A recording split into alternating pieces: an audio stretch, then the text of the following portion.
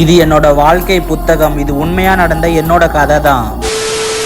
சென்னையிலேயே பிறந்து சென்னையிலேயே வாழ்ந்த நம்ம கலைமகன் சார் கிடைச்ச வேலை செய்ய முடியலன்னா கூட கிடைச்ச வேலையை தான் செஞ்சுட்டு வராரு. சிக்கிதுன்னு சொன்னா சாப்பாடு போட ஆள் இல்லாம, தூங்குறதுக்கு இடம் இல்லாம, சாப்பிடவே முடியாம அவ்வளவு கஷ்டத்துல இருந்திருக்காரு. இப்படியே வாழ்ந்துட்டு வந்த நம்ம கலைமகன் சாருக்கு நிறைய அவமானங்கள், கஷ்டங்கள், நிறைய அழுகைகள்ல நிறைய முழுங்குறாரு. நிறைய அவமானங்கள், கஷ்டங்கள், அழுகைகளை நான் சந்திச்சிருக்கேன். அவமானம், கண்ணீர், துன்பம் இது எல்லாத்தையுமே பிறர் யாரும் காணக்கூடாது அப்படின்னு சொல்லி நான் இந்த ஒரு முடிவை எடுத்திருக்கேன். இந்த மாதிரி இவ்வளவு கஷ்டப்படக்கூடாது அப்படின்னு சொல்லி 2016 அறக்கட்டளை ஓபன் பண்றாங்க. 2021 கொரோனா ஸ்டார்ட் ஆகுது. மருத்துவ வசதி, தங்கும் வசதி, உணவு வசதி அப்படின்னு சொல்லி மக்கள் மத்தியில ஒரு பிரபலமாகிறாரு. மொத்த சொத்தையும் வித்து மக்களுக்கு ஹெல்ப் பண்ண ஆரம்பிக்கிறாரு. இதெல்லாம் பார்த்த நம்ம பாண்டிச்சேரி மாண்புமிகு முதல்வர் ரங்கசாமி அவர்கள் வாழ்த்துக்கள் தெரிவிக்கிறாரு.